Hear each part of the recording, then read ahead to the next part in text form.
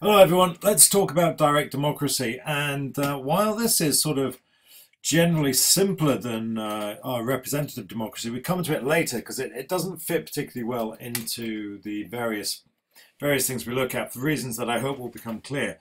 But it does all tie back to this idea that democracy is a system of government predicated on popular sovereignty. And what we're looking at with direct democracy is perhaps the simplest model of democracy. We know that we get all of our political authority from the people, and there they are. And we know that sooner or later a decision has to be reached. The question is, how do we reach that decision? Well, in representative democracy, we go via Parliament. We elect them, they go to Parliament, and they make that decision for us. In direct democracy, we make that decision for ourselves in one of any number of ways. And I know we've got a referendum there, but it doesn't exclusively have to be a referendum. There are other ways that we can interact directly with the democratic process. Now that's lifted straight from the Marx scheme, and again, the contrast there is representative democracy, where decisions are made on behalf of the people by elected representatives. What we have here is that direct democracy, and it is direct and unmediated interaction between the citizen and the state. Direct, unmediated, and continuous participation of citizens in the task of government. And if you commit that to memory, you can't really go far wrong. So how does it work? Well, in terms of ancient history, we can look at the old Athenian model when everyone was marched into the town square and they had a show of hands, and however that worked was the outcome. But that's just not practical anymore. And so instead we have the contemporary model where we look at things like occasional sporadic involvement, specifically referendums and e-democracy, and the idea of a consultative democracy. Now, we're going to talk more about this when we come to look at pressure groups, but this is the idea that before a government makes a decision, it sort of canvasses a wide range of opinions, largely pressure groups and very influential organizations. But that's our consultative democracy. So, direct democracy in action, we tend to focus on e-petitions. We've already got the handout, and there's a nice little thing there for you to follow up.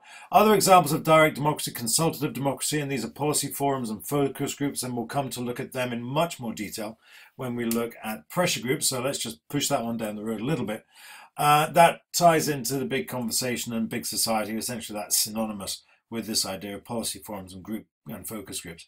Then there's the issue of recall, and if you follow that particular link, it won't do you any harm at all. I'm not going to follow it on this particular. Oh, why don't I? Let's have a quick look at this.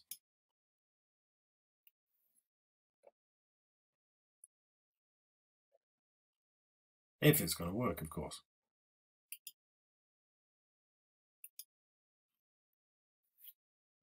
Now, you tweeted yesterday, you actually been tweeting quite a lot on this. It's almost as if you were angry at one stage, that if David Cameron had a backbone, he'd slam Nick Clegg's sleazy pretense that he's been trying to get recall through and then do it himself. So, do you expect Mr. Cameron to find his backbone? No, I don't, I'm afraid. Look, I think this whole thing brings real shame on my party. I'm ashamed of my party, but I'm disgusted actually by the behaviour of the Lib Dems over this. Because, what have they done wrong? But the Lib Dems, this is in their brief. This was Clegg's job, don't forget, to bring forward recall, and he produced a draft bill shortly after the election that was so bad that there is not a single reform-minded MP, not a single democracy campaigner in the entire country, not one, who is willing to support it. Because instead of offering a genuine recall system, handing power to voters to hold their MPs to account, it was designed to hand power up to a parliamentary committee made up of whip-dominated MPs who would decide whether or not an MP qualifies. And if you're an obedient member of a big party, fine, you're going to be safe every day of the week. If you're a Maverick, Galloway, Nadine Dorris,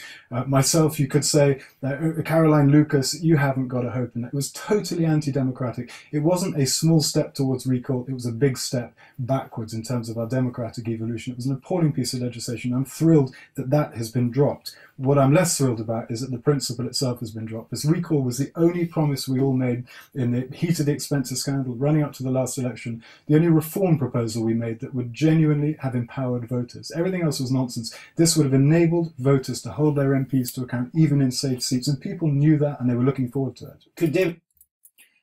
I hope that's explained the basics behind direct democracy, behind recall, but it's that idea that voters would be able at some point or through some particular mechanism to trigger a by-election, essentially, to force their MP to explain what they've been up to. And this was, as Zach said there, a consequence of the expenses scandal, where a lot of MPs got away with it scot-free.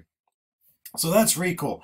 Tragically, we haven't got it yet. But hey, you never know what's going to happen in due course. And then there's referendums, and that's the biggie. Now, it's worth just taking a little time to think about referendums and sovereignty, because this is I think if you can get your head around this, then you'll pretty much have an understanding of how referendums work.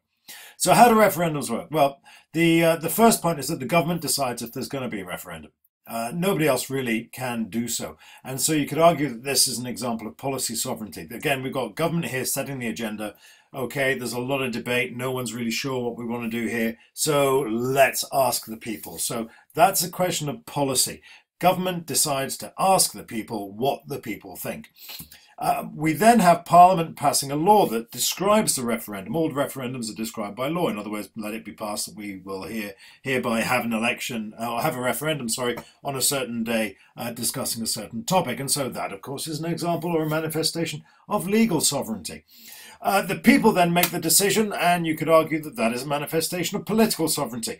But, and this is where it gets interesting, that is then kicked back to the government, and the government decides what it's going to do next. How is it going to implement that decision? And so we're back again with policy sovereignty. And presumably if they decide they want to act upon it, then there's going to be a law. And of course, when you've got the law, you've got legal sovereignty. So referendums essentially carry up all types of the sovereignty that we've been looking at. And so there's lots of good revision there, and it won't do you any harm to spend a little bit of time just making sure you understand this particular chain of command, the way in which making the decision represents policy sovereignty, passing the law that implements that decision is legal sovereignty, the making the decision becomes political sovereignty, that goes back to policy sovereignty when the government decides how it's going to implement that decision, and then of course Parliament needs to pass the laws the government wants, and there we have legal sovereignty.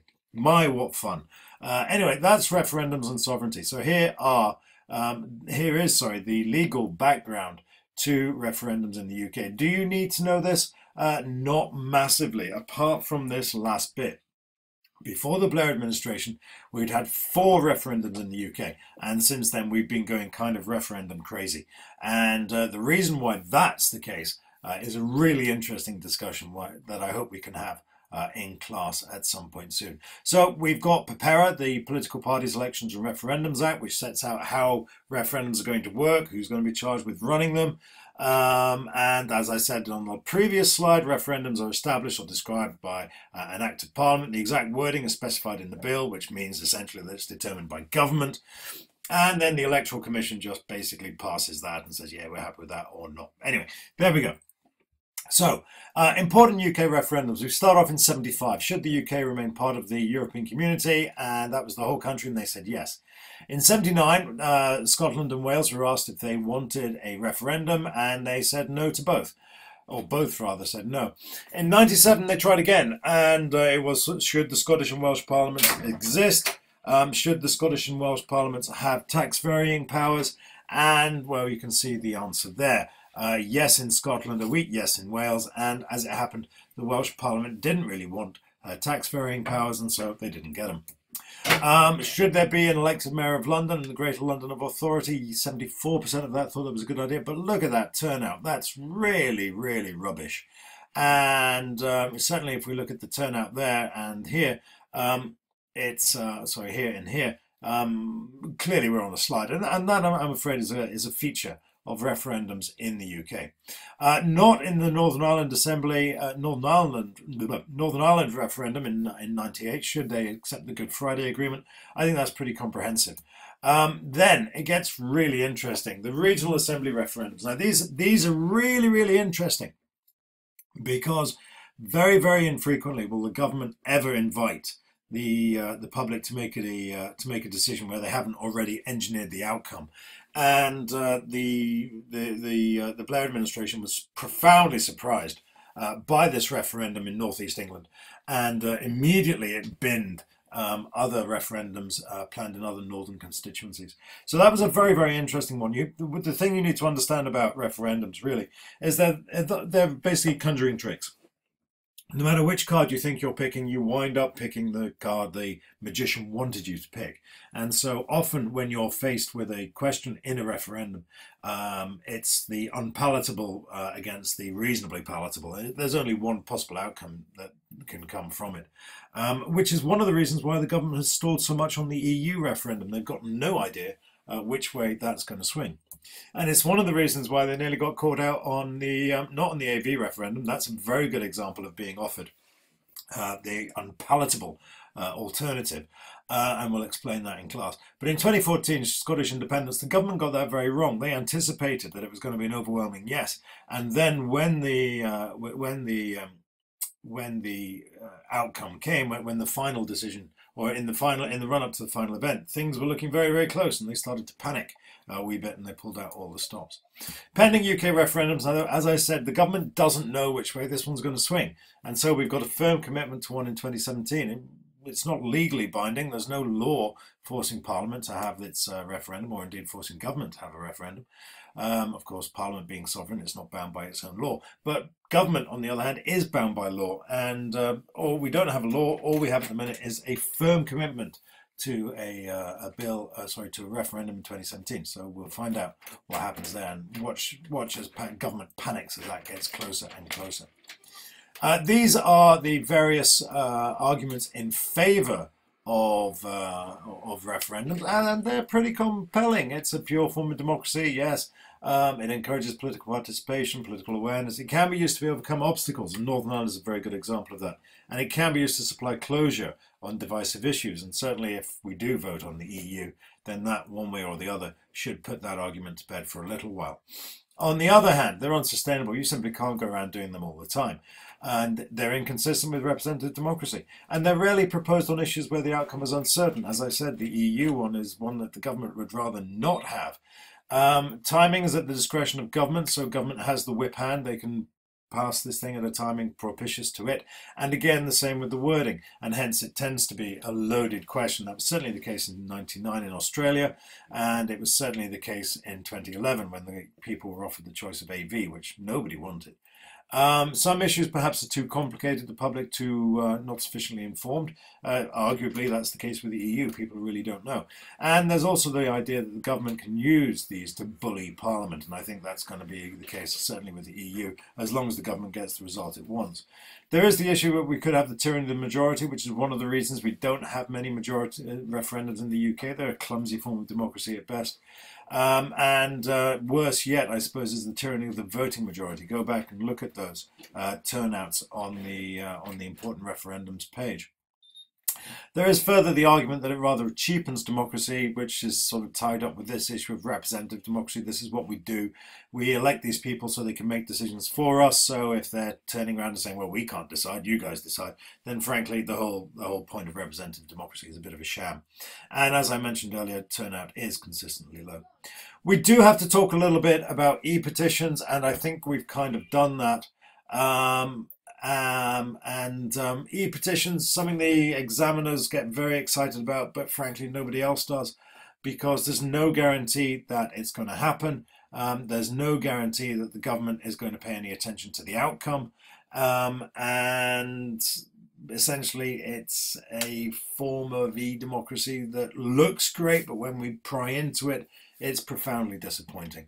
The chances of Parliament being allocated time are minimal. The result is not binding on government because, of course, government retains policy sovereignty and Parliament can't do anything to affect policy sovereignty except for pass laws, and of course they're not going to do that because they're managed by government anyway. A few exceptions that are worth knowing about: Hillsborough, Badgers, and Deadbait. I'm not quite sure what that is. But anyway, that's what's coming up. There's lots to talk about there, and I look forward to discussing it with you in class. Enjoy, and see you soon.